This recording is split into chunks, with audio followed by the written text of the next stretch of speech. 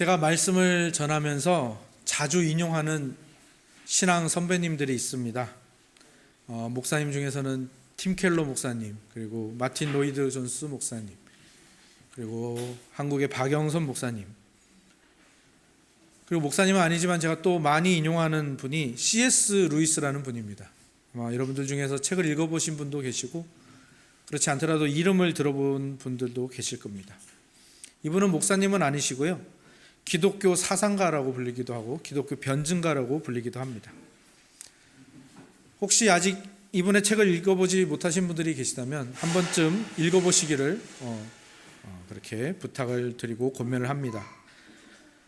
이분의 책들이 조금 어렵긴 합니다. 하지만 기독교를 어떻게 우리가 이해해야 되는지, 현대에 살고 있는 우리가 기독교를 어떻게 잘 이해할 수 있고 또 누군가에게 전할 수 있는지를 잘 보여주는 책들이고요. 그리고 기독교의 진리들을 납득하도록 하는, 읽으면서 제가 막 설득이 되는 그런 힘이 있는 책입니다. 이것이 그 책에, 그분의 연설에 나타나는 이유는 무엇인가 하면, 사실은 이 C.S. 루이스라는 사람이 무신론자였습니다. 그리고 이 C.S. 루이스가 무신론자가 되도록 하는데 가장 큰 역할을 한 사람이 있다면 그의 스승 커크 패트릭이라는 선생님일 겁니다. 이 커크 패트릭이라는 선생님은 위대한 노크 선생님이라는 별명을 갖고 있는데요, 뭐냐면 학생들을 찾아다니면서 계속해서 논리적인 훈련을 시키는 겁니다. 계속 어떤 것을 제시하고 거기에 대해서 어떻게 대답하는지, 근데 거기에 대해서 논리적으로 대답하지 못하면 막 혼내고 다시 해와, 그래가지고 아주 이 격렬한 논쟁으로 학생들을 가리키고 훈련시키는 사람이었습니다. 그리고 이 훈련을 통해서 루이스는 논리적인 사람이 되어갔죠. 기록에 따르면 이 커크 패트릭이라는 사람은 원래 목회자가 되려고 했던 사람이라고 합니다. 근데 어떤 이유인지 모르겠지만 무신론자가 되었고요.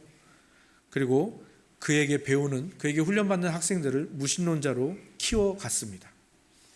C.S. 루이스는 그의 책에서 이렇게 얘기합니다. 만약 인간이 완전히 논리적인 실체가 될 수 있다면 커크 선생님이야말로 거기에 가장 근접한 분일 것이다. 진실을 발견하거나 전달하는 것 외에 다른 목적을 위해서 인간의 성대를 사용하는 것은 선생님에게 있을 수 없는 일이었다. 그처럼 철저한 사람이었던 거죠. 실제로 루이스가 조금이라도 틈을 보이면 그 틈을 타고 들어가서 그 루이스의 논리를 다 부수어버리고, 그래서 루이스가 다시 그 논리를 세울 수 있도록 하고, 그래서 이런 훈련과 과정을 통해서 C.S. 루이스는 정말로 정교하고 논리적인 무신론자가 되었습니다. 근데 하나님께서 은혜를 베풀어 주셨죠. C.S. 루이스에게 아주 좋은 친구들을 붙여주셨습니다. 그들 중에 한 명이 여러분들이 잘 아시는 반지의 제왕을 쓴 톨킨이라는 사람이죠. C.S. 루이스는 그들을 통해서 결국 하나님을 만나게 됩니다. 그래서 어떻게 되었습니까? 정교하고 논리적인 무신론자가 정교하고 논리적으로 기독교를 변증하는 사람이 된 거죠. 그 C.S. 루이스의 라디오 방송과 그 다음에 그가 쓴 책들로 인해서 그리스도를 만나고 회심하고 돌아온 사람들이 셀 수 없을 정도입니다. 정말 그 당시 영국의 그 라디오 방송을 들으려고 거리가 한적했을 정도로 영국에서 대단한 일을 하셨고요. 정말 하나님을 반역하고 대적했던 그 커크 패트릭이라는 사람이 하고자 했던 일을 하나님께서 선으로 바꾸셔서 C.S. 루이스를 변화시키셨고, 그렇게 C.S. 루이스를 통해서 하나님이 영광을 받으셨습니다. 하나님은 이런 일하심의 방법을 굉장히 즐겨 사용하십니다. 그리고 자주 사용하시죠. 구약 성경에 나오는 요셉을 한번 생각해 보시기 바랍니다. 요셉은 어렸을 때 어땠습니까? 좀 버릇없게 자란 것 같아요. 그래서 형들이랑 늘 부딪혔죠. 근데 이 형들의 마음속에 악한 생각이 들어왔습니다. 요셉을 죽여버려야겠다. 그런데 그 요셉을 죽여버려야겠다라는 이 생각을 하나님이 선으로 바꾸시니까 어떻게 되었습니까? 요셉이 죽지 않고 애굽으로 팔려가고, 애굽으로 팔려가서 거기서 우여곡절 끝에 총리가 되어서 그 온 지구상에 든 흉년을 대비하는 그런 정책을 펼치게 되죠. 그래서 요셉을 죽이려던 이 악한 생각을 선으로 바꾸시니까 그 형들과 가족뿐만 아니라 주변에 있는 나라와 백성들이 구원을 받는 선이 되었지요. 이 하나님의 일하심이 오늘 본문에 나오는 바울에게도 임한 것입니다. 사실 바울은 예수님이 승천하기 전에 예수님을 본 적이 없죠. 바울은 그 후에 예수님의 제자들, 예수님이 세우신 사도들과 또 그들이 세운 교회가 전하는 복음을 위험한 망상이라고 생각했습니다. 이스라엘을 망하게 하는 착각, 아주 큰 착오라고 생각을 했죠. 그래서 제자들을 박해하고 교회를 멸하려 하고 그러다가 스데반 집사를 죽이는 데까지 이르렀죠. 그리고 더 열심히 충만해서 주님의 교회를 완전히 멸해버리려고, 박멸하려고 다메섹으로 가던 도중 부활하신 주님이 바울 앞에 나타나셨고, 주님은 어떻게 하신 겁니까? 그 교회를 박멸하고 교회를 없애려던 그 노력을 사용하셔서 복음을 전하고 교회를 세우는 자로, 선으로 바꾸셨죠. 이게 바로 하나님의 일하심입니다. 하나님께서는요, 우리가 단순한 시각과 단순한 눈으로 볼 때 문제로 보이고 커다란 장벽처럼 보이는 것을 바꾸셔서 선으로 사용하시고 그것을 자신의 영광으로 받으시는 이 일하심의 방법을 즐겨 사용하신다라는 겁니다. 우리가 말씀 시작 전에 오늘 어떤 문구로 우리가 인사를 하고 축복을 했죠? 당신이 하나님의 영광입니다. 그 인사 속에 담긴 의미가 바로 그것입니다. 우리 모두도 마찬가지입니다. 우리 모두도 다 하나님의 반대편에 서 있었고요, 하나님을 거절하던 자였고요, 하나님으로부터 도망가던 자들이었죠. 그런데 하나님께서는 그런 우리에게 은혜를 베푸셔서 오늘 여기 예배자로, 오늘 지금 하나님의 영광을 드러내는 자로 불러주신 것이죠. 그러면 하나님은 왜 이런 방법을 사용하시는 걸까요? 자신을 핍박하는 자를 복음 전하는 자로, 왜 악을 바꾸어 선으로 만드시는 이 방법을 자주 사용하시는 걸까요? 그것은 지난주에도 말씀드렸지만 이 방법이 복음이 진짜라는 것을 드러내주기 때문이죠. 이 방법이 복음이 인간에게서 나온 것이 아니라는 것을 증명해 주기 때문입니다. 그리고 이 방법이 하나님의 그 값없는 사랑과 100% 은혜를 우리에게 부어주신다는 것을 잘 드러내 주기 때문이죠. 하나님께서 C.S. 루이스를 선택하신 이유, 그것은 그 C.S. 루이스라는 사람이 자신의 모든 능력을 다해서 하나님을 거절하고 하나님을 반대했던 사람이기 때문이죠. 하나님께서 바울을 사도로 부르신 이유는 이 바울이 그 복음과 교회의 가장 열렬한 핍박자였기 때문입니다. 근데 한번 생각해 보십시오. 최근에 우리 천흥교회가 말씀 사역자를 청빙을 했습니다. 우리 이기용 강사님을 청빙을 했죠. 물론 이제 당회의 허락이 있어야 이 청빙이 완료가 되는 것이지만 1차적으로 인사권이 저에게 있겠죠. 그래서 제가 이제 말씀 사역자를 그 면접을 하고 이제 청빙을 하는 그 선택을 하는 그 시간들을 가지는데 한번 생각해 보십시오. 제가 그 말씀 사역자를 선택할 때 어떤 말씀 사역자를 선택할 것 같습니까? 저와 뜻이 잘 맞고 말이 잘 통하고 일을 같이 잘 할 수 있을 것 같은 그런 사람을 제가 선택하지 않겠습니까? 저를 싫어하고 저를 강력하게 반대하고 모욕하는 사람이다. 그러면 제가 그런 사람을 선택할까요, 안 할까요? 저는 절대로 안 할 겁니다. 저는 그런 스트레스를 받으면서 사역하고 싶지 않거든요. 근데 만약에 제가 그런 위험을 다 감수하고 제가 아주 큰 사람이어가지고 저를 싫어하고 저를 반대하는 사람을 말씀 사역자로 청빙했다고 한번 생각을 해보십시오. 우리 이기용 강도사님이 그렇다는 얘기는 아닙니다. 네. 아무튼 제가 저를 반대하는 사람을 제가 선택했다면 어떤 일이 벌어질까요? 아마 많은 사람들이 저의 인격과 인품에 대해서 궁금해하기 시작할 겁니다. 그리고 물어보고 찾아보기 시작할 겁니다. 그렇게 되지 않겠습니까? 하나님이 자기를 반대하고 핍박하는 자를 선택하시고 자기를 칼로 찌르는 사람을 구원하신 이유는 그렇게 했을 때 하나님이 가지신 그 위대하고 깊은 사랑이 드러나고 그분의 영광이 드러나기 때문입니다. 그리고 동시에 그 하나님이 선포하시는 그 복음에 대해서 사람들이 궁금해하기 시작하기 때문이죠. 하나님께서 예수님을 이 땅에 보내셔서 드러내신 그 하나님 나라의 복음이 은혜의 복음이다라는 것이 이 일을 통해서 강력하게 드러나는 겁니다. 생각해 보십시오. 하나님이 착하고 순종 잘하고 말씀에 귀 기울이고 잘 지키는 사람, 이 사람들을 구원하시고 그런 사람들을 복음 전도자로 사용하신다면 많은 사람들은 착각하게 될 겁니다. 아, 기독교의 구원은 착해야 구원받는 거구나. 아, 기독교의 구원은 순종 잘해야 구원받는 거구나 라고 오해하게 되는 것이죠. 하지만 예수님께서 그 오해를 다 털어버리시는 거예요. 자기를 박해했던, 예수 그리스도를 반대하고 거절하고 핍박했던 사람을 구원하시고 그 사람을 복음을 전하는 이 사도로 사용하신다는 것. 그때에 드러나는 거죠. 아, 이 구원과 이 복음은 정말 100% 은혜로 주어지는 것이구나. 그것을 확증하고 입증하시는 것이죠. 그리고 우리가 또 하나 살펴볼 것은 오늘 이 바울의 이야기가 나오는 사도행전 26장을 우리가 낭송을 함께 했죠. 그때 낭송했던 본문을 보면 예수님이 다메섹 도상에서 바울에게 나타나셨을 때 예수님이 바울에게 뭐라고 말씀하십니까? 사울아 사울아, 네가 어찌하여 나를 핍박하느냐, 나를 박해하느냐. 여기서 사울은 바울의 유대식 이름입니다. 히브리식 이름으로 부르면 사울이 되는 거죠. 그래서 이 바울은 이 이야기를 들었을 때 황당하지 않았을까요? 바울은 예수님을 박해한 일이 없어요. 그죠? 예수님을 만난 적이 없거든요. 그 다메섹 도상에서 처음 만난 거란 말이에요. 다만 바울이 했던 것은 예수님의 제자들, 예수님이 기뻐하시는 교회를 박해했죠. 근데 예수님은 바울에게 뭐라고 하십니까? 왜 나를 박해하느냐? 그러니까 예수님이 지금 뭐라고 계시는 거예요?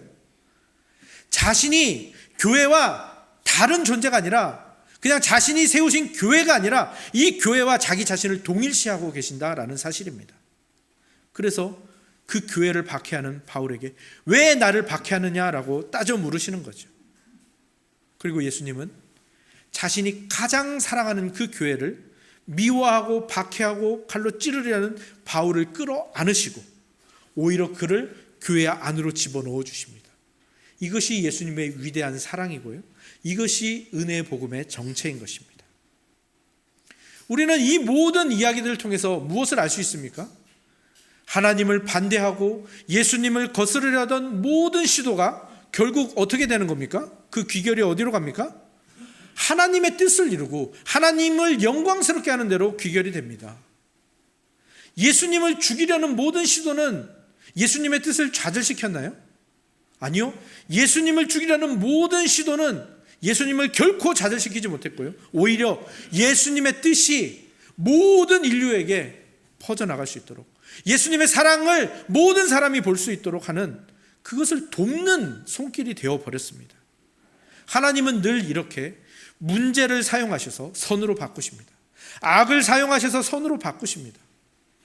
그리고 그 증거가 우리죠. 우리가 그렇게 하나님의 은혜 속에서 우리가 이렇게 변화된 것 아니겠습니까? 바울은 이것을 경험했기 때문에 담대하게 은혜의 복음을 전하는 것입니다.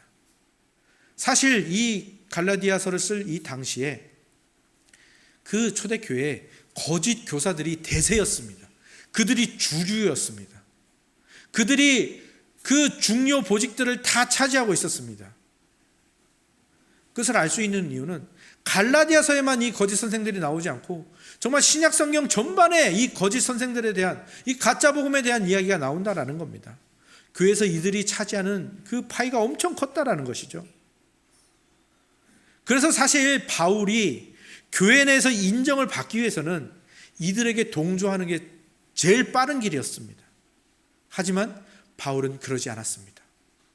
바울은 자기를 핍박하던 핍박자였던 자신의 편을 들어주신 그 하나님의 편에 서기로 했습니다. 그 예수님의 편만 들기로 했습니다. 그리고 그렇게 자신을 통해서 나타난 그 은혜의 복음만을 선포하기로 작정을 한 것이죠. 그래서 그것을 선포할 때 갈라디아 교인들이 싫어하더라도, 자기가 주류에서 밀려나고 왕따가 되더라도, 상황이 어려워지더라도 나는 은혜의 복음만을 선포하겠다, 내가 그 증거다, 내가 그 은혜의 복음의 증거다라는 것을 선포하기를 결코 멈추지 않았던 것입니다. 그리고 그것은 오늘 우리 교회도 마찬가지입니다. 우리 천은교회 강단은요, 저와 우리 말씀 사역자들은요, 은혜의 복음을 계속해서 전할 겁니다. 그것이 여러분에게 아무리 어색하고 아무리 낯설다 하더라도, 심지어 여러분이 듣기 싫은 소리라 할지라도 우리는 은혜의 복음만을 전할 겁니다. 왜요? 여러분이 듣기 싫다고, 여러분에게 낯설고 어색하다고 그것을 각색하거나 왜곡시키면 손해는 저에게 없습니다. 여러분이 그 손해를 보게 되기 때문이죠. 그런 마음을 담아서 바울은 이제 자기가 전하는 이 복음이 하나님께로부터 온 것임을 차례차례 논증해 갑니다. 사람에게서 받은 것도 아니요, 사람에게 배운 것도 아니요, 오직 예수 그리스도의 계시로 말미암은 것이 자기가 전하는 은혜의 복음이라는 것을 계속해서 설명합니다. 그리고 자기가 원래는 바리새인으로서, 교회의 핍박자로서 스데반을 죽이고 그 복음의 반대편에서 그 복음과 교회를 박해하던 자였다는 것을 계속해서 강조합니다. 왜 강조합니까? 이걸 봐라, 이 복음이 나에게서 나왔으면 내가 그동안 그것을 반대했겠느냐라는 거죠. 자신이 전하는 복음은 단 하나도 자신에게서 나온 것이 아니라 오히려 자신이 복음의 적이었다라는 것. 그러나 바울이 태어나기도 전에 바울을 사도로 작정하신 그 하나님이 때가 되어 은혜로 부르시고 예수님이 그에게 나타나서 계시하여 주셔서 그 복음을 받게 하시고 그 복음을 전하게 하셨다. 그래서 그 복음이 오늘 너희에게 당도한 것이다 라고 선언하는 것이죠. 이 모든 것에 바울의 의도나 계획은 전혀 없었고 오직 하나님의 선택과 예수 그리스도로부터 온 은혜의 복음만이 있다는 것을 강력하게 주장하는 것이죠. 바울은 계속해서 말합니다. 이것뿐만 아니라 다른 서신서에서도 계속해서 말합니다. 바울은 나는 이 복음과 이 구원에 있어서 늘 죄짓고 늘 도망치고 늘 반대하고 늘 거절하고 늘 반역하는 역할만 했던 사람이다. 그런데 하나님은 그런 나를 뒤따라 다니시면서 붙잡으시고 설득하시고 깨끗하게 하시고 의롭다 하시고 구원해 주시고 사도로 부르셨다라는 겁니다. 그리고 뜨겁게 사랑하고 계신다라는 것입니다. 이것이 바울이 오늘 본문을 통하여 고백하는 것입니다. 그리고 바울이 이것을 계속해서 강력하게 고백하는 이유는 무엇입니까? 그 이유는 오늘 본문 마지막 절에 나오죠. 우리 마지막 절 24절 같이 한번 읽어볼까요?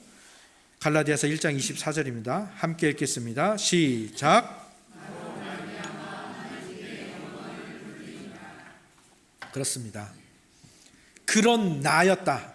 그럼에도 불구하고 하나님은 은혜와 사랑을 베푸셨다. 그런 나에게 하나님이 은혜를 베푸신 것을 다른 사람들이 보고 하나님께 영광을 돌리더라.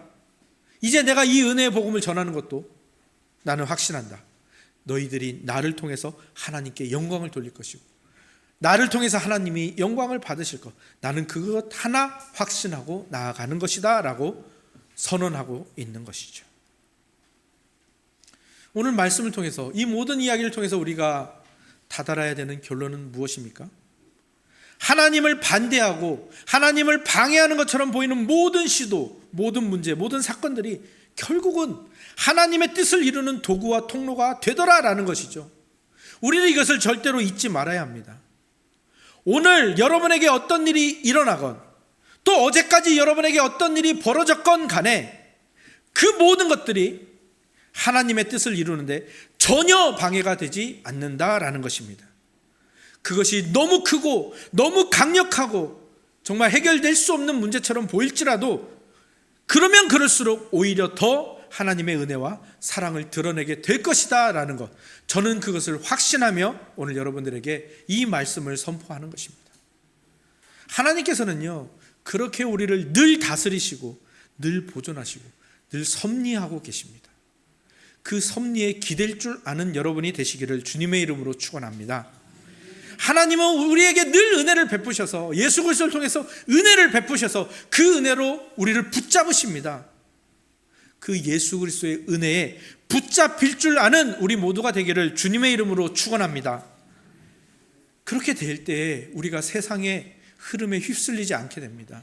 사람들의 눈치를 보지 않게 됩니다. 사람들의 눈치를 보면 어떻게 됩니까? 이 거짓 교사들처럼 복음을 왜곡하게 되고 결국 그 모든 손해와 그 모든 나쁜 결과를 자신들이 받게 되는 겁니다. 하지만 사람들의 눈치를 보는 것이 아니라 모든 것을 선으로 바꾸실 수 있는 이 하나님의 인정, 하나님의 편에 서는 것, 그리고 하나님이 우리에게 엄지를 들어 보이시는 이 엄지척을 받는 그 은혜 속에 거하려 애쓰는, 그리고 그것이 기쁜 것임을 확신하는 우리가 되어야 할 줄로 믿습니다. 우리는 그런 시각과 그런 믿음으로 우리 자신과 우리 공동체를 바라볼 줄 알아야 합니다. 지금 여러분에게 아마 아주 어려운 문제들이 있을 겁니다. 이 문제 때문에 나는 지금 딱 죽을 것 같다. 나는 이 문제 때문에 숨이 쉬어지지 않는다. 그런 문제들 가지고 계신 분들 계시죠? 저는 확신합니다. 하나님께서 그 문제를 통해서 영광을 받으실 겁니다. 그 문제를 해결하시어 선으로 바꾸실 것 저는 확신합니다. 또한 우리 공동체에도 그런 문제들이 있죠. 오늘 그 중에 한 가지만 짚어보려고 합니다. 우리 공동체에게 닥친 너무나도 크고 어려운 문제 하나.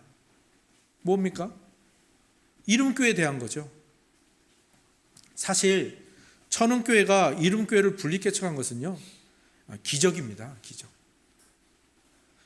천흥교회는 오직 그 복음의 힘을 믿고 오랜 기간 기도하며 여러 사례들을 살펴보고 자문도 받고 또 준비하고 그 모든 과정을 함께 기도하며 겪어왔죠. 그리고 드디어 하나님께서 실행할 수 있도록 상황과 여건을 허락해 주셔서 그 분립 개척이 아름답게 이루어졌습니다. 그래서 우리 천흥교회는 기대했습니다. 천흥교회는 청량리동에서, 이름교회는 제기동에서 서로 거기에서 뿌리를 내리면서 함께 힘을 모아서 이 동대문구라는 도시, 이 지역을 복음으로 아름답게 섬기는, 우리는 그 계획을 가지고 있었고 그것을 꿈꿨죠. 그리고 또 한 번의 분립, 또 다른 분립 개척을 통해서 이런 세 교회, 아니 이 세 교회 이상의 교회가 정말 각자의 자리에서 정말 힘을 합쳐서 더 다양하고 더 아름답게 이 지역, 이 도시를 복음으로 섬길 그 꿈을 꾸고 있었습니다. 그런데 하나님께서는 아직 아니라고 말씀하신 것 같습니다. 그래서 그 계획과 꿈들이 어느 순간 조금씩 어긋나고 무너지기 시작했죠. 그리고 이름교회와 천흥교회 서로 간의 교류도 줄어들기 시작했습니다. 그리고 다른 길을 걸어가기 시작했죠. 이름교회로 분립해 간 교우들 중에 많은 분들이 거기에 실망하고 거기에 상처를 받고 천흥으로 돌아왔습니다. 이 모든 일들은 천흥과 이름에 상처가 되었고 흔적이 되었죠. 그렇게 이름교회는 지금 이름교회대로, 천흥교회는 천흥교회대로 많이 어려워지고 상처도 생기고 원망도 생기고 반목도 생겨났습니다. 그리고 오늘 우리에게 있어서 이 문제는 해결되지 않을 것처럼 보이는 정말 커다랗고 강력한 벽처럼 우리 눈앞에 있습니다. 해결되지 않는 숙제로 우리에게 남겨져 있죠. 그런데 그러다 보니까 우리는 어느덧 교회의 주인이신 예수님, 바울이 핍박했던 교회와 자신을 동일시했던 예수님을 잊어버리고 있는 것은 아닐까요? 예수님은 천흥교회와 자신을 동일시하십니다. 예수님은 이름교회와 자신을 동일시하십니다. 그리고 열렬히 뜨겁게 사랑하십니다. 그런데 우리는 그 예수 그리스도를 잠시 놓치고 있는 건 아닐까요? 하나님을 반대하고 교회가 어려워지게 하는 모든 시도들은 결국 어떻게 된다고 했습니까? 그 모든 것들은요, 결국 하나님의 뜻을 이루는 도구가 되고요, 통로가 되었습니다. 역사가 그것을 증명하고요, 교회사가 그것을 증언하고 있고요, 성경이 이것을 뒷받침하고 있습니다. 사탄은 지금도 열심히 일하고 있습니다. 무슨 일을 열심히 하고 있을까요? 주님이 사랑하는 교회인 천흥교회와 이름교회를 무너뜨리기 위해서 진짜 열심히 일하고 있습니다. 그것이 우리 눈앞에 나타난 결과겠지요. 그것이 지금 우리 눈앞에 정말 크고 강력한 장애물과 벽으로 보이는 바로 이 문제이겠지요. 그러나 저는 오늘 다시 한번 선포합니다. 오늘까지 우리에게 천은과 이름에게 어떤 일이 일어났건, 어제까지 어떤 일이 벌어졌건 간에 그것들 모두는 하나님의 뜻을 이루는데 결코 방해가 되지 않습니다. 지금은 너무나도 강력하고 너무나도 해결 불가능해 보이는 그것이 오히려 나중에 하나님의 사랑과 하나님의 은혜를, 하나님의 영광을 더욱 강력하게 드러낼 통로가 될 것임을 저는 확신합니다. 자신을 칼로 찌르는 박해자, 자신의 교회를 미워하는 자를 교회를 세우고 은혜의 복음을 전한 자로 바꾸시는 하나님, 평생 무신론자로 가장 강력한 기독교의 적이 될 사람을 기독교를 변증하고 증거하는 자로 바꾸시는 하나님, 그 하나님은 오늘 우리 천은과 이름의 문제를 이 두 교회가, 아니 더 많은 교회가 이 지역에서 가장 아름답게 서가고 이 지역을 가장 아름답게 섬길 교회로 만드실 줄 믿고 확신합니다. 그 하나님의 다스림에 기대어, 그 하나님의 붙잡혀, 하나님의 은혜에 붙잡혀 천은과 이름을 위하여 계속해서 기도하시고 또 천은과 이름을 계속해서 사랑하시는, 그렇게 하나님께 영광이 되는 우리 모두가 되기를 주님의 이름으로 축원합니다. 아멘.